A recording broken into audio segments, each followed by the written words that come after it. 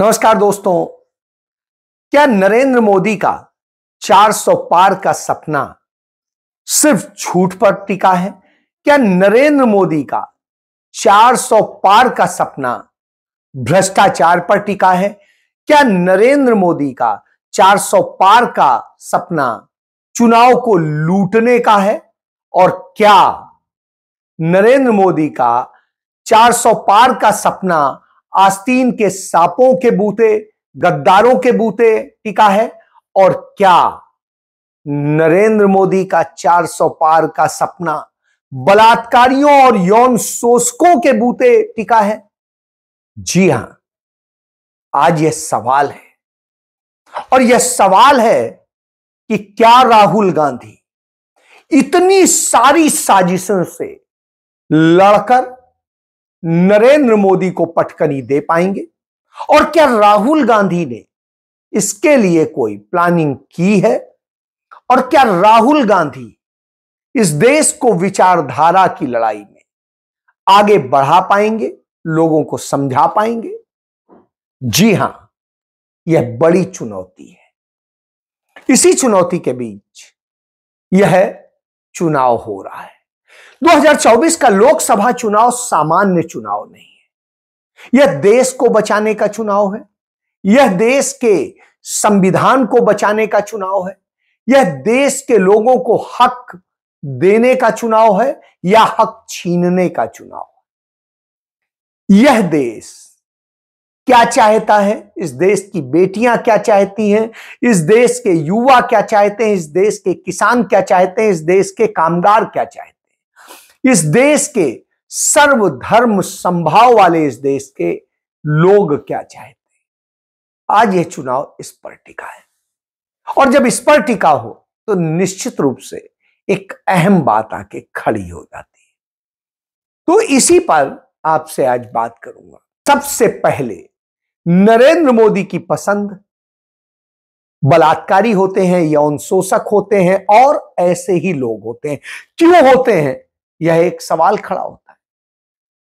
क्योंकि नरेंद्र मोदी जिन दिनों संगठन मंत्री होते थे, तब के उनके तमाम महिलाओं से रिश्ते पूरे दुनिया में लोग जानते हैं। तमाम सारे लोग जानते हैं कि वो क्या खेल था और वो महिलाएं कहां कहां किस तरह उन्होंने सेट की हैं, यह भी सबको पता है।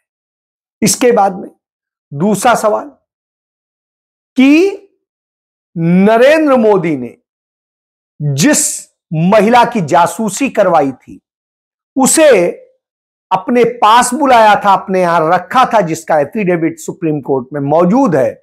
उसके मुताबिक उसके साथ क्या क्या उन्होंने किया था, यह उस एफिडेविट में बिल्कुल स्पष्ट उस महिला ने लिखा। उस जिले के कलेक्टर ने अपना एफिडेविट दिया कि कैसे नरेंद्र मोदी ने उससे जासूसी करवाई, अमित शाह ने जासूसी करवाई और वो जासूसी करवा के उस महिला के साथ क्या करना चाह रहे हैं। हिंदी में कहावत है ना, चोर के दाढ़ी में तिनका। मुख्यमंत्री को ऐसा कुछ इल्म हुआ कि मेरे पास कोई ऐसी क्लिप है जिसकी वजह से उनको कुछ पॉलिटिकल डैमेज होगा। दरअसल इस गार्डन के इनॉग्रेशन के बाद मुख्यमंत्री और इस आर्किटेक्ट के बीच में पहले ईमेल एक्सचेंज हुए। फिर मुख्यमंत्री ने इनको कह दिया, भाई तुम अपना अकाउंट मेरे साथ चर्चा करने के लिए अलग बनाओ, तो इनका एक अलग अकाउंट बनाया गया। फिर मोबाइल के ऊपर आ गए। फिर सीएम ने कह दिया नरेंद्र मोदी ने कि आप अपना एक अलग नंबर रखो, मेरा नंबर जो है वो कहीं और इस्तेमाल नहीं करना।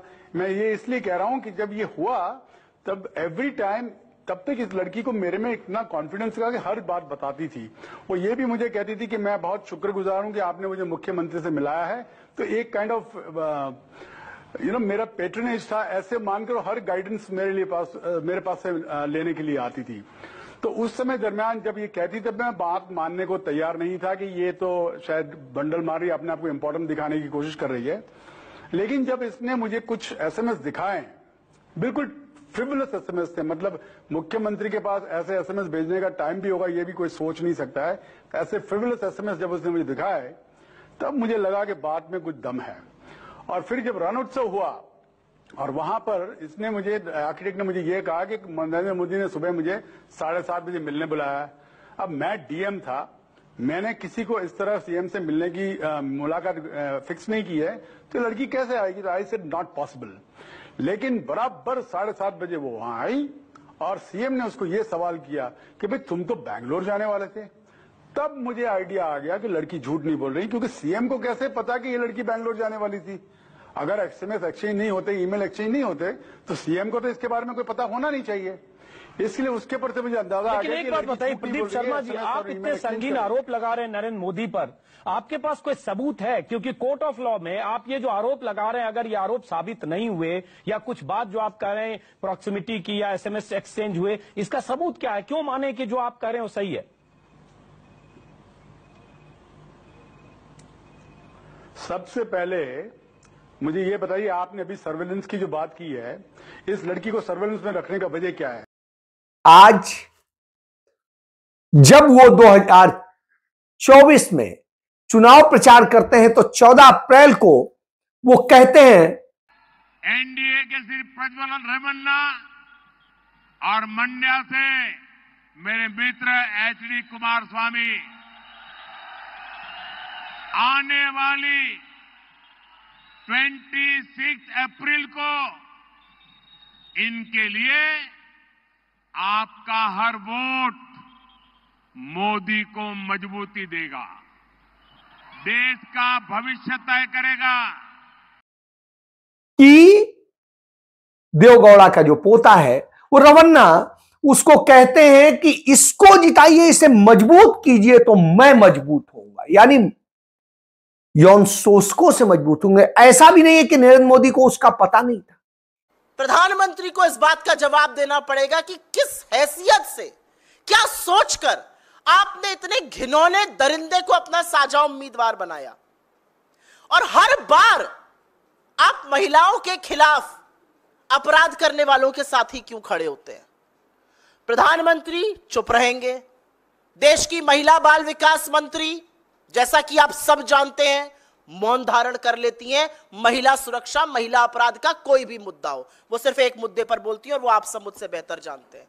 और देश का महिला आयोग रेखा शर्मा, जो चश्मा उतारेंगी नहीं क्योंकि चश्मे से बीजेपी और घटक दल के कोई अपराध नजर नहीं आते, उनको तो मानो सांप सूंघ गया है।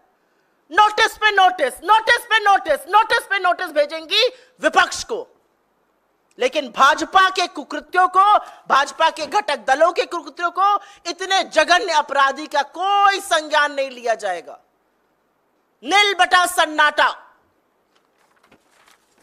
तो अगर इस दरिंदे से घिन आती है, उससे ज्यादा घिन उन लोगों से आती है जो इसको संरक्षण देते हैं। लेकिन क्या ऐसा पहली बार हुआ है?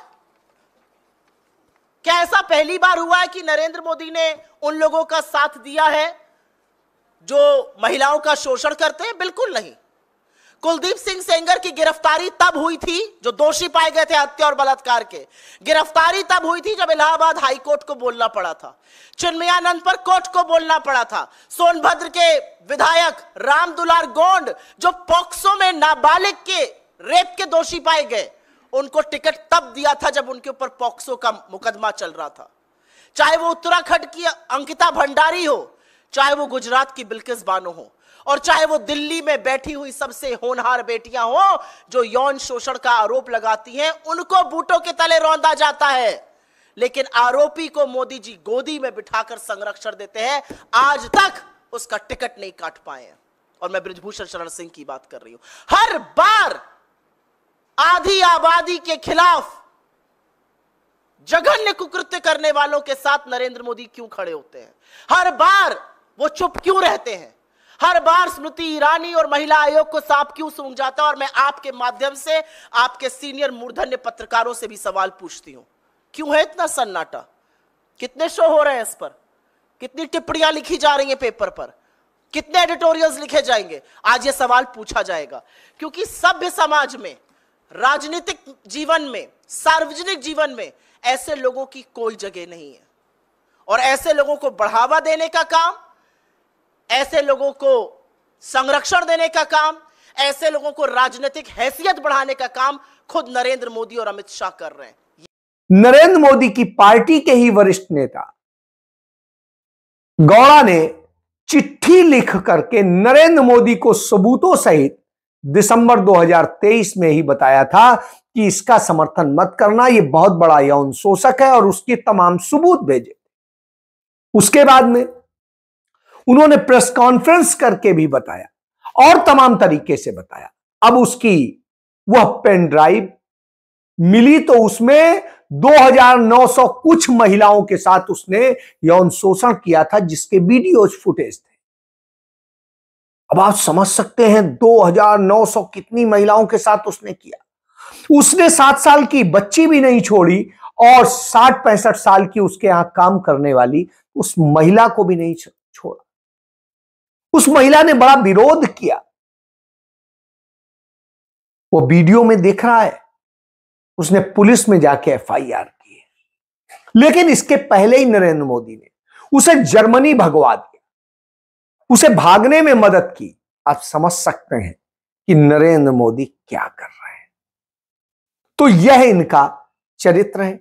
आज भी याद है अंकिता भंडारी को इंसाफ की मांग को लेकर के उत्तराखंड में आज भी लड़ाई चल रही है। उस अंकिता के साथ में किस तरह रेप किया गया, उसकी हत्या की गई, सब कुछ किया गया। और ये करने वाले कौन थे? भाजपा के नेता थे। आपको याद होगा लगातार इसी तरह से भाजपा के ही नेता करते हैं। बीएचयू में जिन लड़कियों के साथ गैंग रेप किया था, और गैंग रेप करने वाले कौन थे? भारतीय जनता पार्टी के आईटी सेल के प्रभारी थे, वह लोग थे।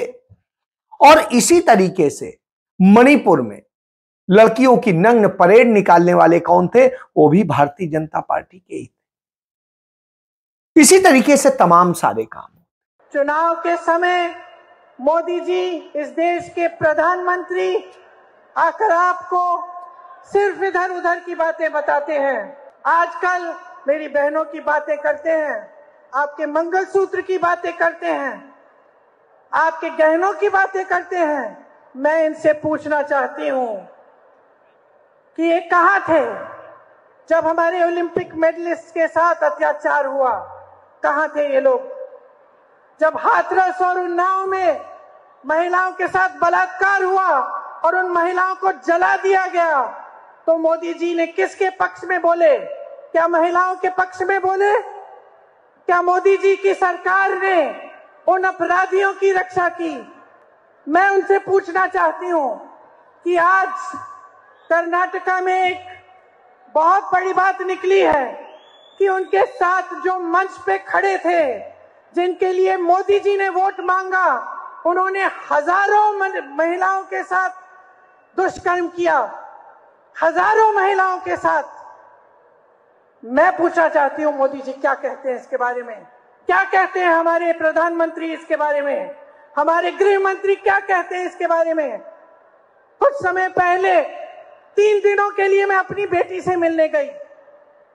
प्रधानमंत्री जी, गृह मंत्री जी बोलने लगे कि प्रियंका गांधी विदेश में गई है। जहां मैं जाती हूं इनको पता चल जाता है, जहां विपक्ष के नेता जाते हैं इनको पता चल जाता है। लेकिन इस तरह का अपराधी, इस तरह का राक्षस इस देश को छोड़ के चले जाता है और इनको पता नहीं चलता। हम कैसे यकीन कर सकते हैं इस बात पर? सब चीज, हर जानकारी इनके पास जाती है। सब नेताओं पे ये ध्यान रखते हैं कौन कहां जा रहा है, क्या कर रहा है। और इतना बड़ा अपराध करके इनके नाक के सामने कोई देश से भाग गया और ये कुछ नहीं कह रहे हैं। तब आता है कि फिर ये लड़ाई क्या है? नरेंद्र मोदी तो कहते हैं कि उन्हें 5 साल और दीजिए, वो कांग्रेस के नेताओं को जेल में डाल देंगे। सकारात्मक बात नहीं करते। जिन पर भ्रष्टाचार के आरोप थे खुद वही लगाते थे, उन सबको तो अपनी पार्टी में ले आते हैं। भ्रष्टाचारियों को पार्टी में लाते हैं, चाहे कांग्रेस के हों, कांग्रेस के सहयोगी दलों के हों और किसी के, और उनके केस बंद हो जाते हैं। उदाहरण के लिए अजीत का नाम ले। अजीत की स्थिति है, आज वो डिप्टी सीएम बने हुए हैं और उनके लिए फडणवीस कहते थे अजीत दादा चक्की पीसिंग, और आज अजीत पवार की पत्नी को 25,000 करोड़ रुपए के घोटाले के मामले में क्लीन चिट दे दी जाती है, क्योंकि उनके साथ आ गए। खुद नरेंद्र मोदी कहते थे उन्होंने 70,000 करोड़ का घोटाला किया और 25,000 करोड़ रुपए के घोटाले के मामले में क्लीन चिट हो जाती। समझ सकते हैं, बाकी भी हो जाएगा। इसके बाद में नारायण राणे हो या और कोई भी नेता हो, वो सब इसी तरीके के हैं जो भ्रष्टाचार में लिप्त थे। प्रफुल्ल पटेल हो, सब कुछ, उन सबको नरेंद्र मोदी संभाल के रखते हैं। तो सारे भ्रष्टाचारी उनके लिए दुनिया के सबसे कीमती लोग हो जाते हैं, सारे बलात्कारी उनके लिए कीमती हो जाते हैं। लेकिन ईमानदार लोग नहीं पसंद आते। दूसरे दलों के तमाम भ्रष्टाचारी, बिकाऊ, दोगले लोग जो हैं वो अपने पास ले आते हैं, आस्तीन के सांपों को ले आते हैं, क्योंकि उन्हें पालने की उन्हें आदत है, उन्हें पता है कैसे एक किया जाता है। उदाहरण दे देता हूं, चुनाव जीतने के लिए जब वो 400 पार का नारा देते हैं तो इससे साबित होता है कि वो 400 पार नहीं आ रहे हैं, या 400 भी नहीं आ रहे हैं, 200 भी नहीं आ रहे हैं। ये इससे पता चलता है जब ये इतने गंदे खेल खेलते हैं। आपको याद होगा, छतरपुर से सपा कांग्रेस की प्रत्याशी थी, उनका नामांकन रद्द कर दिया गया और वो भाजपा की जीत सुनिश्चित करने का प्रयास हो गया। उसके बाद में सूरत में कांग्रेस के प्रत्याशी, उनको किस तरीके से खरीद लिया गया और क्या क्या किया गया, और नतीजा यह हुआ कि उनका नामांकन रद्द हुआ, बाकी ने वापस ले लिया और निर्विरोध जीत गए उनके दलाल। इसके बाद में अब नया केस है कि इंदौर में जो कांग्रेस पार्टी के प्रत्याशी थे डॉक्टर अक्षयकांत बम ने क्या किया, पढ़े लिखे हैं, सब कोई कहता था युवाओं को दीजिए टिकट, इनको दीजिए, उनको दीजिए, उन्हें दिया गया। और नतीजा क्या है, इतने उच्च शिक्षित वो 2 मिनट में बिक जाते हैं। आज सुबह जब आखिरी दिन था, जाते हैं, अपना नामांकन वापस ले लेते हैं। अब कांग्रेस का कोई प्रत्याशी खड़ा भी नहीं हो सकता। तो इस तरह से खरीदा भी जाता है। तो ये खरीदने का खेल भी है। वो खरीदा काहे से जाता है? उसी पैसे से खरीदा जाता है जो इलेक्टोरल बॉन्ड के जरिए पैसा जुटाया गया, जो तमाम पूंजीपतियों के जरिए जुटाया गया, तमाम लोगों के जरिए जुटाया गया। तभी राहुल गांधी कहते हैं कि अदानी कुछ भी कहेगा, वो कहेगा हमें यह खरीदना है, वो खरीद लेगा, वो जो चाहेगा कर लेगा, क्योंकि नरेंद्र मोदी उसके नौकर है। आज 26-27 चैनल जो हैं अंबानीज के हैं, 16 चैनल अदानी के हैं, इसी तरीके से 15 चैनल जो है सुभाष गोयल के हैं, करीब 1 दर्जन चैनल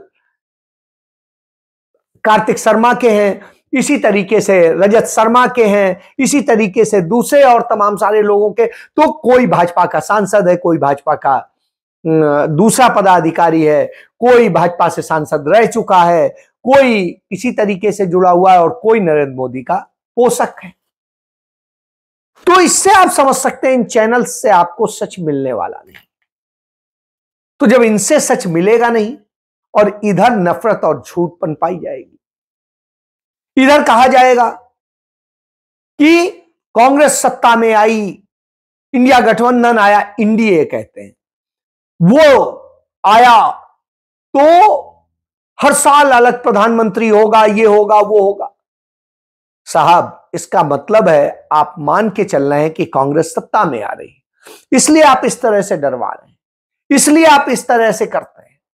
ये सारी साजिशें तभी रची जाती हैं जब आपको आपके अपेक्षित सरकार बनाने के मत ना मिल रहे हैं, और यह बात बिल्कुल सामने आने लगी। तब राहुल गांधी गुजरात में गरजते हैं और कहते हैं विचारधारा की लड़ाई है, वही लड़ेंगे। हमारे सामने लोकसभा का चुनाव है और 2 विचारधाराओं की लड़ाई चल रही है।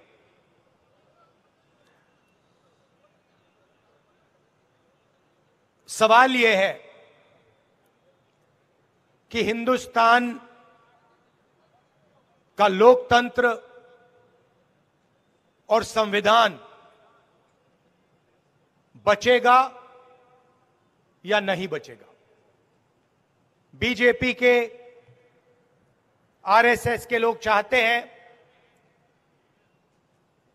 कि संविधान खत्म हो जाए और हम कांग्रेस पार्टी और इंडिया अलायंस संविधान की रक्षा कर रहे हैं। जनता लड़ेगी, हम जनता के साथ लड़ें। स्वाभाविक सी बात है, इतिहास गवाह है, लड़ाइयां तो जनता ने ही लड़ी है। क्योंकि ये जो आस्तीन के सांप हैं, उन सांपों के जरिए आप नहीं लड़ सकते। दिल्ली में भी ऐसा ही हुआ। अरविंदर सिंह लवली कांग्रेस में थे, फिर भाग के भाजपा में चले गए, फिर आए, कांग्रेस में कसम खाई, कसम खाने पर विश्वास करके उन्हें जिम्मेदारी दी गई। उन्होंने आम आदमी पार्टी के साथ में गठबंधन में बड़ी अहम भूमिका निभाई और बाद में ऐन चुनाव के वक्त में, एकदम से आखिरी वक्त में भाग खड़े हुए, 4 पेज की चिट्ठी लिख दी कि गठबंधन करने से ऐसा हुआ, वैसा हुआ, वैसा हुआ। क्यों हो रहा है? क्योंकि शिक्षा विभाग के घोटाले हों, दूसरी और चीजें हों, तो उनमें जो फंसे लोग हैं वो इसी तरह से करते हैं। वो पार्टी की विचारधारा के लिए नहीं लड़ रहे हैं, वो देश के लिए नहीं लड़ रहे हैं, वो संविधान के लिए नहीं लड़ रहे हैं, वो सिर्फ अपने लिए जीते हैं। ऐसे आस्तीन के सांपों को जल्द से जल्द बाहर होना चाहिए। जितनी जल्दी बाहर होंगे उतना अच्छा होगा। यह हर कोई चाहता है। यह खेल सब जगह चल रहा है, एक जगह नहीं चल रहा है, देश के तमाम हिस्सों में चल रहा है। अभी और होंगे, लेकिन यदि जनता लड़ेगी, जनता अड़ेगी, जनता खड़ेगी, तो कोई माई का लाल कुछ नहीं कर सकता। 2, 4, 10 ऐसे लोग यदि वो गड़बड़ भी करा देंगे तो कोई फर्क नहीं पड़ने वाला है। फर्क उससे पड़ेगा जब आप यह खेल करें। इसलिए आप ये मान के चलिए कि लड़ाई बड़ी है, कठिन है, लड़ना है, जनता लड़ेगी तभी कुछ होगा। नहीं तो नकली दवाएं बेचने वाले, नकली टीके लगाने वाले, सब स्टैंडर्ड सामान बेचने वाले, मिलावटी सामान बेचने वाले, आपको लूटने वाले जाकर के इलेक्टोरल बॉन्ड ले लेंगे और भाजपा मालामाल होगी और ये खरीद फरोख्त करेगी, ये धंधे करेगी। और यदि आपने इन सब से लड़ते हुए, चुनाव आयोग से लड़ते हुए, सबसे लड़ते हुए ये सत्ता बदल दी, तो अब इनकी खैर नहीं है। यह बात राहुल गांधी ने बड़ी स्पष्ट कह दी है। सत्ता बदलने दीजिए, फिर हिसाब पुख्ता होगा। तो अब हिसाब की तैयारी है। हिसाब आपको करना है। कैसे करेंगे, कब करेंगे, यह आपका फैसला है। जय हिंद।